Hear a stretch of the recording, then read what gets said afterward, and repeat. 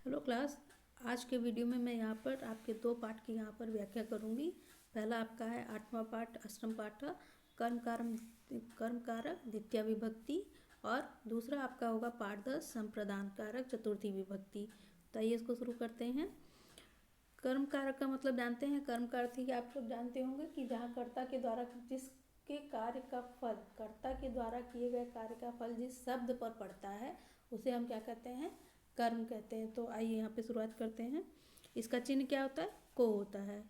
तो राजीव विद्यालयम गच्छति, राजीव विद्यालय को जाता है। स तत्र आचार्यो नमति, वह वहाँ, स तत्र वह वहाँ, आचार्यो नमति शिक्षकों को नमस्कार करता है। छात्रा पठान पठन्ति, बच्चे पाठों को पढ़ते हैं। ते सुलेखम अपि लिखन्ति, वे सुलेख भी लिखते हैं।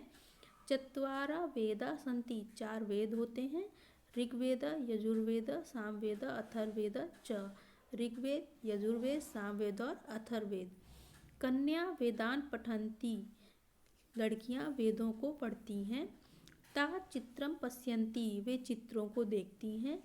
तत्र स्वतंत्रता दिवस समारोह अस्ति, वहाँ स्वतंत्रता दिवस समारोह है। बालका बालिका च राष्ट्रध्वजम नमन्ति, बालक और बालिकाएं राष्ट्रध्वज को नमस्कार करते हैं। भक्ता ईश्वरम नमन्ति, भक्त ईश्वर को नमस्कार करते हैं। ईश्वरा च भक्तान रक्षति, और ईश्वर भक्तों की रक्षा करते हैं। ते अम्बाम पत्रम लिखन्ति, वे सब माता को पत्र लिखते हैं। पत्रवाहका पत्रम आनयति, पत्रवाहक यानी डाकिया पत्र को लाता है। अम्बा पत्रम पठति, माता पत्र पढ़ती हैं। सा पत्रम पठित्वा प्रसन्ना भवति, वह पत्र को पढ़कर, पठित्वा मतलब होता है पढ़कर, प्रसन्ना भवति प्रसन्न होती हैं। प्रसन्ना अम्बा भोजनम पचति, प्रसन्न अम्बा भोजन बनाती हैं, भोजन पकाती हैं। सा सूपम ओदनम च पचति, वह दाल और चावल पकाती हैं, दाल और चावल को पकाती हैं। तो यहाँ पर आपका देखिए, जहाँ कहीं भी किस विभक्ति का प्रयोग हो रहा है, यहाँ पर कर्म कारक द्वितीय विभक्ति का प्रयोग हो रहा है, और हर जगह हम क्या यूज कर रहे हैं, यहाँ पर को का प्रयोग कर रहे हैं। तो यहाँ पर आपका क्या हो जाएगा, द्वितीय विभक्ति। अब हम चलते हैं आपके 10 पाठ पे, पाठ 10 पर संप्रदान चतुर्थी, आपका चतुर्थी विभक्ति पर। तो यहाँ पर आपकी शुरुआत की जा रही है संप्रदान कारक चतुर्थी विभक्ति, जिसका चिन्ह आपका क्या है, को या के लिए। यानी जब कर्ता के लिए कार्य करते हैं या कर्ता दूसरे कर्ता के लिए कार्य करता है, दूसरे व्यक्ति के लिए कार्य करता है, तो वहाँ आपका क्या हो जाता है, संप्रदान चतुर्थी विभक्ति हो जाता है। ऐसा का अस्ति, यह कौन है। ऐसा राजीव अस्ति, यह राजीव है। राजीव प्रातः उत्स्थिति, राजीव सुबह उठता है। स प्रातः उत्थाय ईश्वरम स्मृत्वा दंतमंजनम करोति, स प्रातः उत्थाय, वह प्रातः सुबह उठकर ईश्वरम ईश्वर को स्मृत्वा, स्मृत मतलब याद करके, दंतमंजनम करोति दंतमंजन करता है, दांतों को साफ करता है। तत्पश्चात स्नायाय गच्छति, इसके बाद नहाने के लिए, स्नान करने के लिए जाता है। अम्बा तस्मै दुग्धम यच्छति, माता उसे दूध देती हैं। स दुग्धम पीबती, वह दूध को पीता है।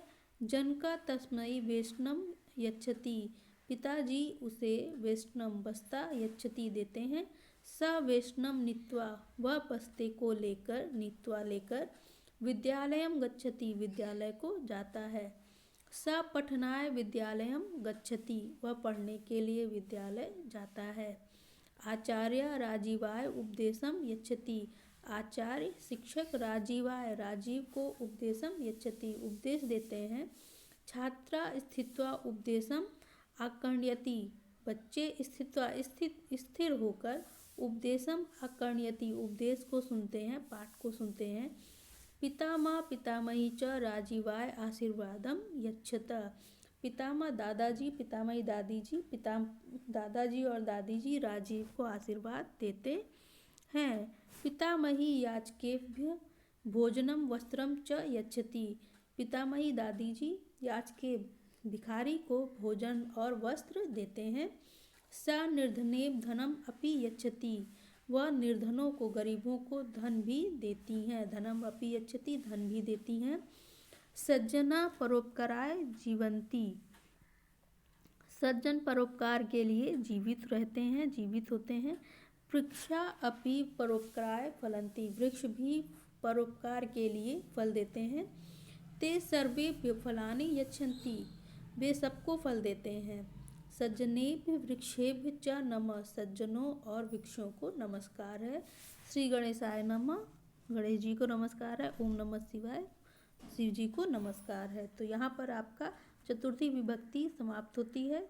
संप्रदान कारक, जिसको आप जब यहाँ पर हिंदी में ट्रांसलेट कर रहे हैं तो क्या हो रहा है, को या के लिए चिन्ह का प्रयोग किया जा रहा है। तो जहाँ पर को और के लिए चिन्ह का प्रयोग होता है वहाँ क्या हो जाएगा आपका संप्रदान चतुर्थी विभक्ति। तो यहाँ पर आपका चैप्टर समाप्त होता है क्लास। Thank you.